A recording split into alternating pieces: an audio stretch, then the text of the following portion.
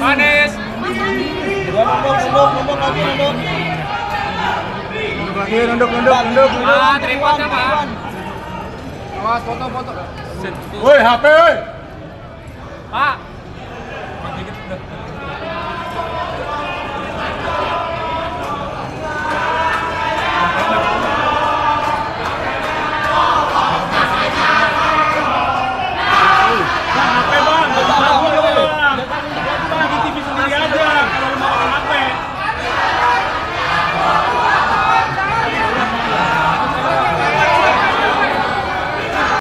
Satu, kita semua mengikuti proses persidangan ini dengan akal sehat.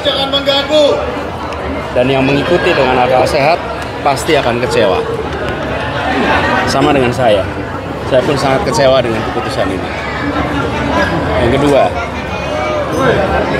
jika kasus seterang benderang ini dengan orang seperti Tom saja bisa dikriminalisasi, bagaimana dengan jutaan warga negara kita yang lain? Tiga, apapun langkah yang akan diambil oleh Tom Lembong untuk mencari keadilan, kami akan dukung sepenuhnya. Yang keempat, kami meminta kepada para pemegang kekuasaan untuk serius memperhatikan dan membenahi hukum kita. Kalau kepercayaan pada sistem hukum dan peradilan kita runtuh, maka sesungguhnya negeri ini yang runtuh. 4 itu saja. Terima kasih. Ya, baik, terima kasih kawan-kawan sekalian. Jadi tadi sudah disampaikan oleh Pak Tom, ya, nanti disambung oleh Pak Dodi, bahwa yang pertama kali adalah yang mau kami sampaikan, dari tuntutan dan juga dari putusan tidak ada menyebutkan tentang mens rea, niat jahat. Jadi terbuktilah dalam persidangan ini Pak Thomas Trikasih Lembong tidak memiliki niat jahat dalam tindakan ini, ya, itu satu poin. Lalu yang kedua, kaitan dengan uraian perbuatan melawan hukum yang disampaikan oleh hakim tadi, itu hanya mengcopy paste persis dengan tuntutan.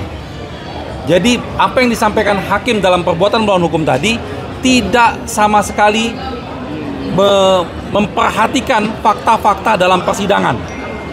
Karena dalam fakta-fakta persidangan, ahli-ahli yang menjelaskan apa yang dimaksud tentang surplus gula, tentang yang dimaksud dengan tentang apa namanya kebijakan-kebijakan itu melanggar atau tidak pernah diperhatikan oleh hakim. Dan yang paling penting, banyak sekali saksi-saksi fakta yang perkataan yang berbeda dengan BAP itu pun tidak dipertimbangkan oleh hakim. Hakim hanya mengacu kepada BAP dan apa yang sesuai dengan tuntutan jaksa. Nah, misalnya kami ambil contoh tentang adanya pertemuan Pak Tom Lembong dengan para pengusaha swasta. Dalam persidangan tidak diketemukan fakta itu. Bahkan staf khusus tadi yang disebut namanya tadi, ternyata dalam persidangan mengatakan dia tidak pernah membawa-bawa nama Pak Tom Lembong sebagai yang tanda kutip tadi pimpinan.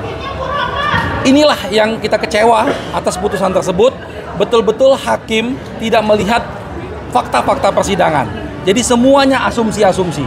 Lalu bagaimana hakim bisa menyimpulkan bahwa perbuatan-perbuatan Pak Tom Lembong itu melanggar aturan-aturan tersebut? Karena tadi disebutkan tentang Perpres. Misalnya tentang Perpres katanya tentang Rakortas. Dia tidak menyebutkan pasalnya.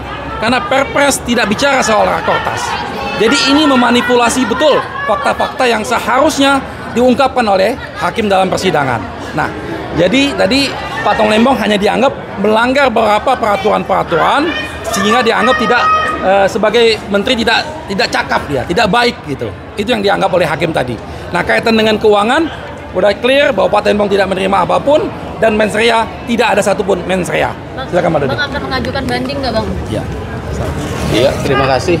Jadi apa yang dipertimbangkan di dalam putusan hakim jelas adalah berkaitan dengan proses pengambilan kebijakan dari seorang menteri perdagangan.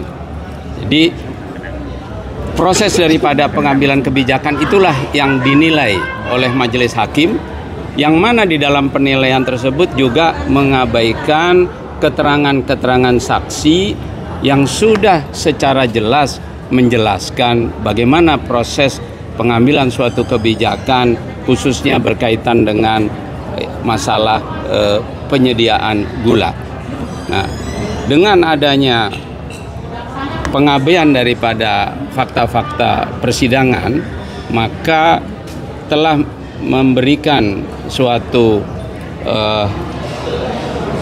kesempatan bagi pengadilan berikutnya untuk meninjau dan memperbaiki keputusan ini agar keputusan ini memberikan kepastian hukum, karena baru pertama kali di dalam persoalan pidana ya, yang dipermasalahkan ya, yang dibuktikan tidak mencakup adanya suatu perbuatan-perbuatan tercela, perbuatan menguntungkan diri sendiri, termasuk juga adanya kerugian negara yang digembar-gemborkan dari awal, ternyata kerugian tersebut tidak terbukti. Ya, oleh karena itu kami akan pikir-pikir untuk mengajukan tindakan hukum selanjutnya. Terima Betul kasih. sekali. Jadi keputusan ini kalau tidak ditinjau ulang bahaya sekali bagi semua pejabat-pejabat negara, bagi semua menteri-menteri. Ketika 5-10 tahun mendatang mereka mengambil kebijakan-kebijakan saat ini, maka mereka siap-siap akan terkena perkara korupsi. Itu bahaya sekali. Akibatnya apa? Para pejabat, para menteri tidak akan berani mengambil kebijakan, tidak akan berani mengambil keputusan, lalu negara tidak bisa berjalan. Jadi keputusan ini punya dampak yang luar biasa, baik bagi pejabat maupun bagi pihak swasta, pihak pengusaha, karena tidak ada kepastian hukum. Sekarang persoalannya, kalau seorang swasta mendapatkan keuntungan, apakah itu yang menyebabkan kerugian negara? Itu sah-sah saja, mana ada swasta berusaha untuk tidak mendapatkan keuntungan tentunya. Inilah yang betul-betul menjadi putusan yang berbahaya. Karena tadi kita lihat bahwa hakim, terutama hakim tadi yang membacakan itu dia hakim anggota Alvis, dia kami yakin dia yang membuat putusan tersebut. Dia betul-betul dalam setiap pertanyaan-pertanyaannya itu selalu arahnya ke sana. Dan tadi keputusannya dia sampaikan tadi oleh kerugian pihak swasta karena bekerja sama dengan BUMN. Coba bayangkan kereta api cepat, apakah Jokowi akan masuk? Karena kerugian negara juga bekerja sama dengan swasta. Tol, bandara, yang lain-lain karena kerugian negara. Goto yang kerjasama dengan Telkom, karena dia juga mengambil keuntungan Telkom, berarti dianggap kerugian negara. Jadi siap-siaplah menteri-menteri akan nasibnya kalau ini tidak diperbaiki seperti Tom Lembong yang lebih parah. Kebayang nggak Pak Erick Thohir, Menteri BUMN, berapa ribu tahun akan dihukum karena kerjasama kerugian itu. Yang kedua, tadi bukan kewenangan Tom Lembong, tapi ditimpakan ke dia. Contoh, kerjasama BUMN dan swasta itu bukan kewenangan Tom Lembong. Tidak ada kewenangan Menteri Perdagangan mengatur itu adalah korporasi. Kenapa disalahkan ke dia? Nah, yang ketiga, yang paling banyak, ada agenda sidang, ada agenda rapat yang menugaskan Menteri Perdagangan melakukan sesuatu dan tidak melakukan, tidak ada kaitannya perkara ini, tapi disalahkan. Jadi betapa saya benar-benar hampir bingung melihat hukum, karena saya bukan ahli hukum, saya insinyur murni. Kok hukum bisa seperti ini? Saya ulangi, 3 hal yang aneh. Kerugian swasta dianggap kerugian negara yang bekerja sama dengan BUMN. Artinya seluruh swasta bekerja sama BUMN dan untung itu dianggap kerugian negara. Yang kedua adalah bukan kewenangannya Tom Lembong yang mengatur kerjasama dengan swasta. Kenapa Tom Lembong yang disalahkan? Itu kewenangan Menteri Dirut BUMN mana lah, bukan lagi Menteri BUMN. Itu aksi korporasi. Dan yang ketiga tadi ada penugas keputusan lain yang tidak akan menyerang perkara tapi disalahkan bahwa Anda tidak melaksanakan. Siap, terima kasih Pak. Cukup. Saat menerima kemudian ada nggak tadi? Kamu nggak dengar kan?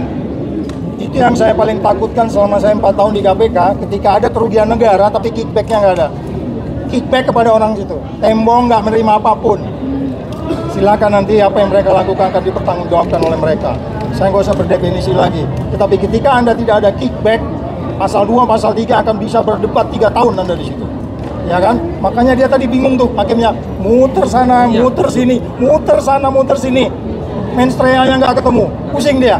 Udah mau harusnya pun bacakan sekian tahun, dia masih lagi ngejawab apa tuh? Auditnya BPK. Dia bandingin audit BPK dengan audit BPKP. Wah, come on man. Oke deh. Terima kasih, Pak. Pak, banding ya, Pak.